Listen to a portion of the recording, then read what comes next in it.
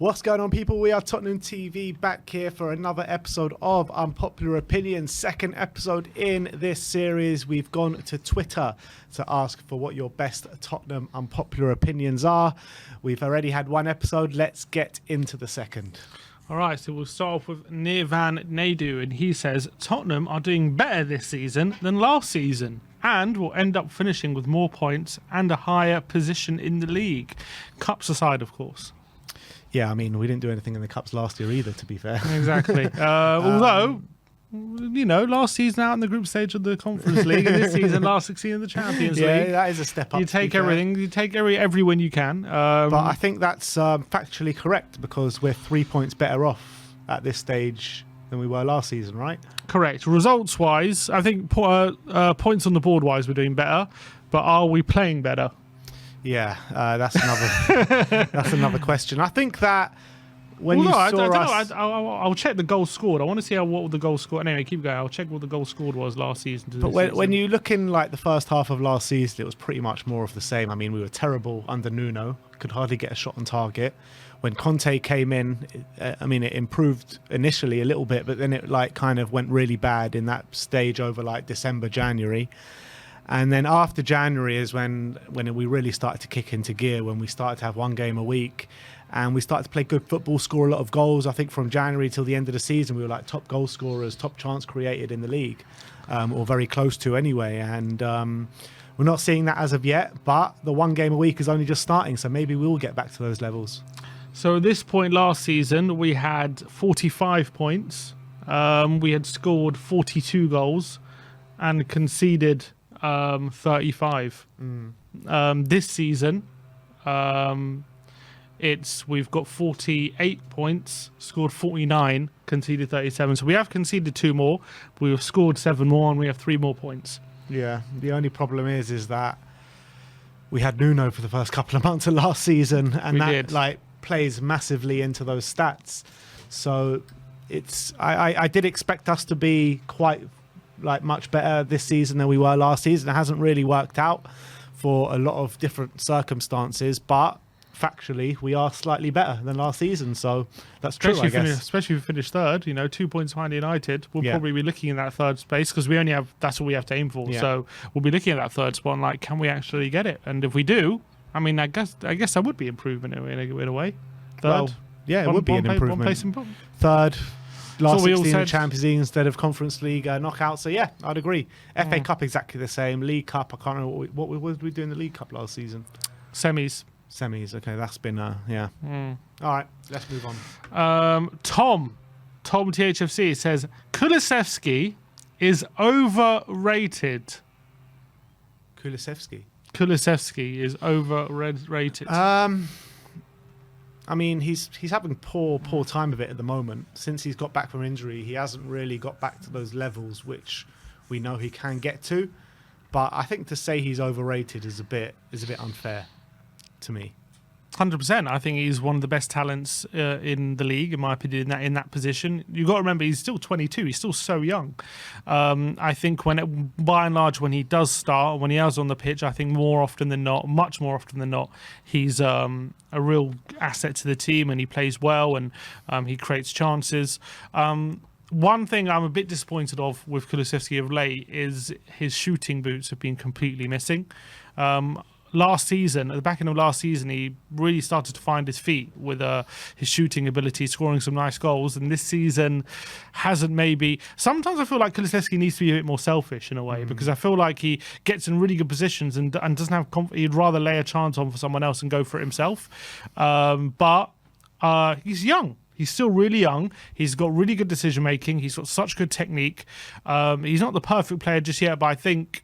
I guess it depends how highly you rate him. I rate him as one of the best prospects in the Premier League, in my opinion. And it doesn't feel like he's a prospect because when you look at him, you don't look at him like a 21-year-old, do you? You look at him like someone maybe in their mid-20s, something like that. He's got such a mature head on a young body, you know what I mean? So I think that with Kulusevski, with that tweet, I think it's more recency bias than anything else just because he's on a bit of poor form since his injury. But quality will shine through for him, 100%. 100%. Chicago Mike says Tottenham need to add red shorts to their home kit. Next. Not even willing to discuss that. Red shorts! Get out of here, man! Get out of here! What do you mean red shorts? Have you never seen the hashtag never red, people? I don't know never why. Red. And he's tagged with a gif of Harry Kane celebrating. It's like, Get why? out of here, man. This guy, fans look at the AI and they want to vomit with the red AIA. Remember the Thompson? People used to Photoshop the red Thompson, just make it blue. I've seen a few people at Spurs with blue AIAs. They're just, they adjust it. So funny. And never red. Illman says, I can't stand the Levy out thing. It's too simplistic and it's ultimately polarizing, causing division amongst fellow Spurs fans. There is a debate to be had, but through the lens of reasoned objectivity. Yeah, it's an interesting one, this one, because I feel like sometimes Levy out doesn't... Because there are people that are Levy out, but then there are people that are staunch Levy out. And I think sometimes maybe... I guess the difference between like having an opinion and being part of a movement in a way. Yeah, and I think that people that are staunch Levy out sometimes don't come across in the right way and kind of alienate some people sometimes. Sometimes it's really aggressive. You mean when they're calling fans the problem? Well, yes and no, but I think that the way it is, it's a lot of like... you see it very loud on Twitter, and you see a lot of keyboard warriors, a lot of calling out people, and a lot of negativity. But then when it actually comes down to it, and you ask people to come to a protest, no one actually turns up. So I mean, there is a lot of kind of toxicity in the fan base right now, but I don't think it only comes from Levy out. I think it comes from Levy in as well. So I think the division isn't caused by Levy out. The division is actually caused by the decisions the club makes. There's no Levy in movement though. People like to think there is. I've never seen I can't see one Twitter handle saying Levy in. I've never seen one. Oh, Levy in movement. I thought you said there's no Levy out movement. No, there is a Levy out movement. No. Is there a Levy in movement? No. But I'm saying there is maybe not a Levy in movement, but there are people of the opinion of Levy in. And those are the ones, there's friction between the Levy out movement and the people that are Levy in. So even if there's not a Levy in movement as such, there's still people that have that opinion.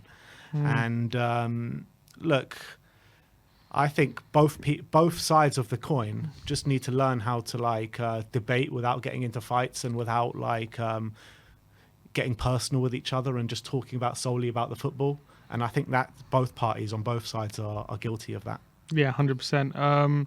I do partly agree when he says it's too simplistic, and because I do feel like sometimes you need to win people over with good arguments of what you're saying, and just shouting Levy out and kind of stuff doesn't help the situation. But as well, I think for 100% there's more than a debate to be had. I think there's very much valid criticisms you can have of the board, and I think that they're definitely, I'm not saying they're right or wrong to protest, but 100% they have the right to, and I agree that if they feel that strongly of their opinion of the board and all that kind of stuff, 100% they should protest, and 100% they should be outside the ground and holding their feet to the fire. Why not?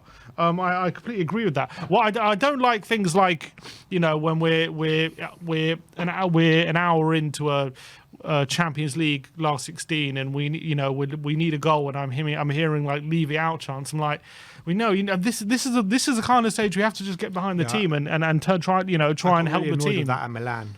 Yeah, that was really annoying. Pissing me off because all we needed was a goal to get back into the game, to level up the tie. And I'm looking to the right of me, I'm seeing people trying to start Levy out chants. I'm looking to the left of me, I'm hearing Pochettino chants. I'm looking to the back of me, I'm seeing Conte chants. And I'm just like, come on, let's just support the team. Yeah, we need to support the team, and I think that sometimes gets lost in those kind of debates. But it's so important just to treat people like people. Just don't get personal. Don't attack each other. Just have normal debate. Yeah, attack the arguments, not the people. Exactly. That's what it should be. And I think both sides are way too guilty of attacking people rather than the argument. 100%. You always see people attacking protesters all the time online, saying, "Oh, they're idiots," this and that, and then you also see Levy out people also attacking people's personality. Are happy clappers, blah blah blah, this and that. Attack arguments, not people. Exactly. Nick says Conte doing quite well, gone from mid-table when when he took over to a top 4 finish and in the boss seat for top 4 again. Last season, went out of the Conference League in the group. This season, last 16 of the Champions League. That's decent progress. I think we covered that. One sec. Oscar Jones says, Bentancur being out injured is a blessing in disguise. His sloppy moments have led to too many goals conceded. Skip and Sarr are much more consistent. Bentancur's sloppy moments have led to too many goals conceded. Looks could kill. Jeez, I just saw the look I was giving to the camera. But I think that Bentancur many goals conceded. Bentancur has been our best player this season. How many last minute winners has he got for us this season to get us the 3 points? There was the Bournemouth one. There was another one in there as well. Leeds.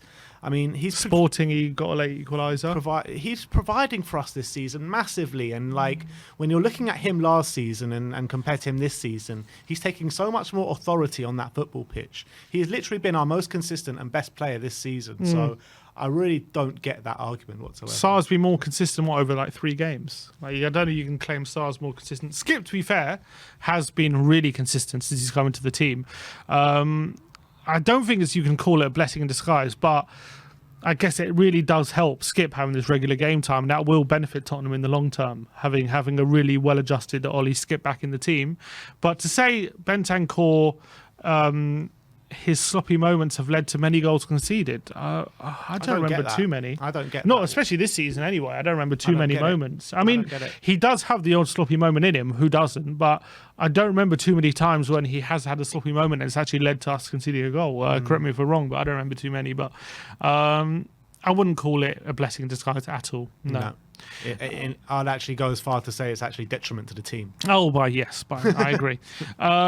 THFC_MB says Redknapp made more of a difference to Tottenham than Pochettino. Redknapp made more of a difference to Tottenham than Pochettino. So Redknapp got us our first Champions League ever. Couldn't get us back in there, albeit he did get a 4th place finish where we were very unlucky to miss out on Champions League. But Pochettino took it to another level completely. He got us consistent Champions League, got us to 2 FA Cup semi-finals, albeit Redknapp got us to 1. And he also got us to the Champions League final. So I disagree with that one. But Redknapp breaking that duck of getting in the Champions League was very big at the time, wasn't it? Because we had so many close calls. We had must have been 3 or 4 close calls before that happened. And then Redknapp finally did it with the 1-0 crouch at the Etihad, and that was a big moment. And then not only that, in the following season, he really, in our run to the Champions League quarter-final, he really kind of put us on the European map in a way. Like, a lot of clubs started to take notice of Tottenham after Bale's hat-trick at the San Siro, beating Inter Milan 3-1 at home, winning against the then Italian champions AC Milan in the last 16 as well. So he did put us on. Redknapp really did help us put us on the map a bit, and having the likes of Van der Vaart, Bale, Modric there. But Pochettino made us like a proper team, like a proper consistent, over a long period, like high achieving team, like the levels he brought us. And actually challenging league, for, man. I guess you could argue at one point Redknapp was in the title challenge. Yeah, but it never lasted. Away. Yeah, kind of until January time he was in the title challenge. That's what I'm saying. Like, what was Redknapp's highest points finish? I think like 70. Yeah, you know what I mean? Like, Poch got 86. Last season at White Hart Lane, unbeaten at home. And when you're talking about putting us on the European map, like, Redknapp put us on the map, but Pochettino sealed us on that map. He got us to a Champions League final. You know what I mean? Not a Champions League quarter-final, not a last 16, a final. Where, you could say that, you could see, but like when we qualified for the Champions League, you would say, all right, maybe we'll get to a last 16 or quarter-final. You would never think we'd get to a final. So, in my opinion, just on that, I think Pochettino wins this argument. Yeah, I agree. Not as much, as much as Redknapp did make a big difference. I think if you make the argument that Redknapp makes a bit bigger difference than Poch, you can make the argument for Martignol as well. And I just don't agree with that. I think Pochettino took us to like new levels we'd never seen ever. As much as Redknapp did similar, it wasn't to the heights of Pochettino, and I think it was just so much more consistent and better. Next up, Juice says, our fan base goes way over the top, bashing players after a few 5 out of 10 performances. Emerson used to be the punching bag, and now it's Perisic. Yes and no. I think that maybe the fan base do go over the top at some times, but it works both ways. We go over the top for poor performances. We go over the top for good performances. We also go over the top when a player has maybe a long injury and we're like, oh, if only we had this player, he'd be the answer to our problems. But in terms of those two specific players, Emerson was terrible for that time. You can't say he wasn't. And Perisic is being terrible right now. So I think those two criticisms were valid. Just because Emerson turned it round doesn't mean our criticism for him at the beginning weren't valid, in my opinion. So I think some of that tweet is valid, but I don't think it's actually correct for those two specific ones. No, but what he's saying is we go over the top. So like, we write people off after a few bad games, and I think that's true. That is true, and maybe like especially Emerson's the perfect example of that, in my opinion. Like, he's had, I guess, 18 months of bad football, not just a few bad games. So I mean, what else were we supposed to judge it on? But we had completely written him off, and then he started turning it around and playing well. So fair play to him. When it comes to Perisic, I do think I see a lot of people completely writing him off right now because he's in bad form. Since the World Cup, he has been in bad form 100%. But now, like, people are saying they don't want to see him from now to the end of the season, kind of thing. It's like, well, you know, people can turn their form around. Why would you just not want to see him again just because of that? So I do think there is some validity when he says we do go over the top sometimes. But I think as well, I agree. When players in great form, we also go way over the top. When a player has like 3 great performances in a row, we'll call him the best player in the league. I remember when Gareth Bale went through that period of not being able to be in a winning side for Spurs for ages. Everyone was like, get this guy out of the team, sell him, loan him, he's a curse. Ended up being one of our best players in Premier League history. Yeah, I know, I remember. Jasper THFC says, Son has never been world class. Excuse me? Son has never been world class. How has he never been world class? He literally got the golden boot last season. Yeah, come on. I don't get that. I don't get that tweet whatsoever. Like, if anything, that is like the definition of recency bias, that tweet. Literally this season. I actually do think that people were calling Son world class before he became world class, in my opinion. But then he did become world class, and he is a world class player now. I think when it comes to finishing, he literally, if you look at the stats, like his finishing ability is, I think, one of, if not the best in Europe, like over the last few seasons. His finishing is ridiculous. I've never seen a finisher from the type of angles that Son finishes from, like so regularly. Just on that alone, he's a world-class player. Add to that his ability to his speed, taking people on, all that kind of stuff. Add that to his finishing ability, and you have a world-class player there, and I think he's proven it over a few years now. I agree somewhat in that. The only thing I kind of agree with is that people were calling him world class at a point when he wasn't world class, but then he did. Then he did become world class. So I don't think he has a point anymore. Yeah, Son has never been world class. No, come on. What the hell are you chatting about? Come on, man. Come on, Jasper. Get it together, mate. SKKR says having Kane is detrimental to our growth as a football club. Having Kane is detrimental. I think... is it preventing us growing? Still having Kane and having that whole trophy drought and everything? I don't think that you could say, like, having one of the best players in the world in that specific position is going to be detrimental to growing. I can see a case saying, like, because you bring in Richarlison for 60 million and he can't get game time in his favoured position because we've got the likes of Harry Kane there. But having said that, Kane is still one of the best players in that position in world football. So I don't think it's stunting our growth having Harry Kane there. Is there an argument say it just kind of stops you freshening things up and it stops you like going for a new approach when you have someone like Kane who's kind of got his own narrative and history at the club, and he's here to, you know, with that story that he wants to win a trophy with his boyhood club, and he has to be the starting striker every game, every season, and you can never really like change things up when he's just there all the time? I think we should be able to change him up. Maybe, you know, change up systems, drop him down to a number 10, put Richarlison in the 9. I think we're too rigid on Harry Kane, and we should be able to change it up a little bit. And I think that's more to do with the management than it is to do with Harry Kane specifically, because he's got attributes where he can thrive in different roles in the team. He doesn't have to be the number 9 every game. I feel like we can play Richarlison maybe in the number 9 and drop Harry Kane a bit deeper. So no, I don't think that's true. Yeah, I don't think he's holding it. I don't think it's being detrimental to us. If anything, he's the only one that's holding us up at the moment. That's He's literally keeping us in top week in, four. week out, season in, season out. Yeah, I think you've diagnosed the wrong issue. I think it's the opposite, to be honest. He's the only one keeping us afloat. Yeah.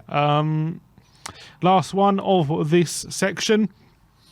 Karim Aluche says, our fan base doesn't understand what a rebuild is and thinks it will happen when we buy 2 or 3 mediocre players. We need to stand by Conte and cross our lips and wait and have patience. Do we understand what a rebuild is? I think we do understand what a rebuild is, and I think the rebuild's been underway since Paratici has arrived at this football club. I think you're seeing that we've got a lot of players out the door that are kind of on the wrong age of the spectrum. We've brought in a lot of players on for a good age now. When you're looking at around the squad now, goalkeeper needs to be upgraded. Right centre-back, we've got Christian Romero. Other 2 centre-backs need to be upgraded. Right wing-back, Porro, Emerson, Spence. I think we're sorted there for a while now. Left wing-back, you're looking at Adoji, Sessegnon, Reguilon. I think there needs to be some movement there. Centre mid, I think we're looking nice and stock. Skip and Sarr, both young players. Bentancur, fairly young. Bissouma at a good age. Højbjerg in there too. And the front line as well. I think Kane and Son obviously on the wrong age end of the spectrum, but they're 2 world-class players. So I think that the rebuild is definitely underway, but still a lot more work to do. But look, I think our fans do understand what a rebuild is, and I think we're in the process of it at the moment. Yeah, I think maybe I think our fans do. Maybe the hierarchy haven't until recently. Maybe that's the it's the hierarchy. That's the thing, because we've needed a rebuild, and what did we do under Jose Mourinho? Brought in the likes of Matt Doherty. More plasters. Yeah, exactly. And then all of a sudden, you can't keep plastering, papering over the cracks, and that's what ultimately has ended up. And then so we kind of wasted a lot of time not rebuilding in a way. Massive amounts of time. We spent all this money sacking Pochettino, sacking Jose Mourinho, sacking Nuno, bringing in all these players that are completely just the wrong kind of players, wrong ages. I mean, we should have been buying the profiles of players of Christian Romero, Rodrigo Bentancur, Dejan Kulusevski from the start, from under Pochettino. But no, what do? We'd rather spend the money on sacking managers and getting plasters over the squad in terms of actually starting the actual rebuild. Yeah, it's under Mourinho, it was either the players were too old or too inexperienced, or not good enough. Too inexperienced. Jedson Fernandez. Yeah, Jedson, Roden, like they're just too inexperienced. Matt Doherty, too old. Yeah, Bale, too old. Like all these things. Yeah. All right, and there you have it. That is the end of episode 2 of Your Unpopular Opinions. One more episode left to come, so keep your eyes peeled out for that one. But thank you, everyone, for watching today. Like, subscribe, and comment. And as always, come on, you Spurs.